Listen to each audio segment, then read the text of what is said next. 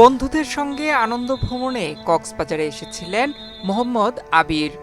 সমুদ্রের ঢেউ আর সৈকতের সৌন্দর্য উপভোগ করে স্মরণীয় কিছু মুহূর্ত কাটানোর স্বপ্ন ছিল তার, কিন্তু সেই ভ্রমণই শেষ পর্যন্ত পরিণত হল শোকাবহ ঘটনায়। জীবিত নয়, পরিবারের কাছে ফিরতে হচ্ছে তার নিথর দেহ। কক্সবাজার সমুদ্র সৈকতে গোসলে নেমে নিখোঁজ হওয়ার পর প্রায় 18 ঘন্টা পর মোহাম্মদ আবির নামের এক পর্যটকের মরদেহ উদ্ধার করা হয়েছে।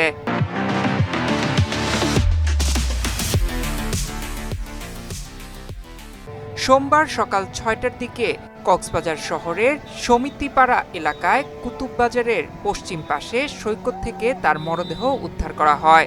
নিহত আবির পুরান ঢাকার শহীদনগর এলাকার লালবাগের বাসিন্দা ইলিয়াস মুন্সির ছেলে।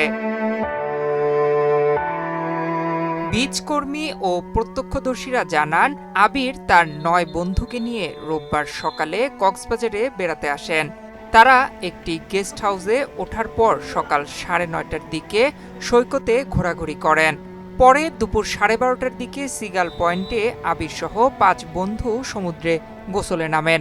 গতকাল দুপুর 12:30টার দিকে কক্সবাজার সমুদ্র সৈকতের লাবণীয় সুগন্ধার মাঝে যে জল তরঙ্গ রয়েছে ওপর 2জন পর্যটক গোসল করতে নেমে একজনকে এসএসএ লাইফগার্ডের সদস্যরা উদ্ধার করলেও আরেকজনকে খুঁজে পায়নি।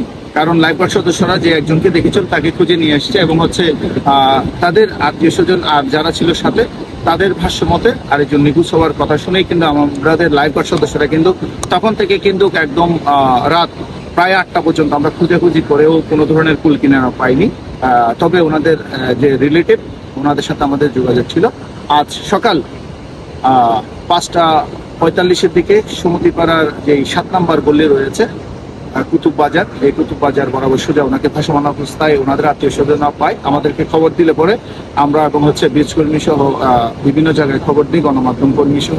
এর পাশাপাশি 999-এ আমি নিজে কল করে সদর থানার সহযোগিতা চাই।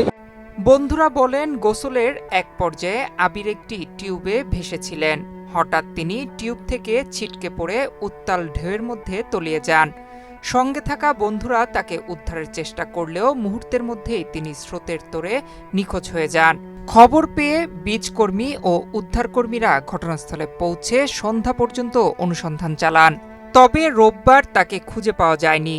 পরে সোমবার ভোরে সমিতিপাড়া এলাকার কুতুববাজার সংলগ্ন সৈকতে তার মরদেহ ভাসতে থাকে। তা দেখতে পেয়ে কর্তৃপক্ষকে খবর দেওয়া হয়। লাইফগার্ডরা অনেক খোঁজাখুঁজি করে পায় নাই। পরবর্তীতে আমি আর বাসায় যাই নাই, সারা রাত আমি বিচে ছিলাম, অনেক খোঁজাখুঁজি করছি।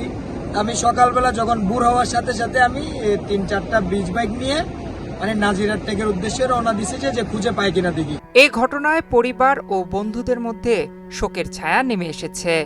আনন্দ ভ্রমণে এসে এমন মর্মান্তিক পরিণতি কেউই মেনে নিতে পারছেন না। কক্সবাজারের সৈকতে নিরাপত্তা নির্দেশনা মেনে চলা এবং সতর্কতার সঙ্গে গোসলে নামার আহ্বান জানিয়েছেন সংশ্লিষ্টরা। নয়ন বিশ্বাস, বাংলাদেশ প্রতিদিন।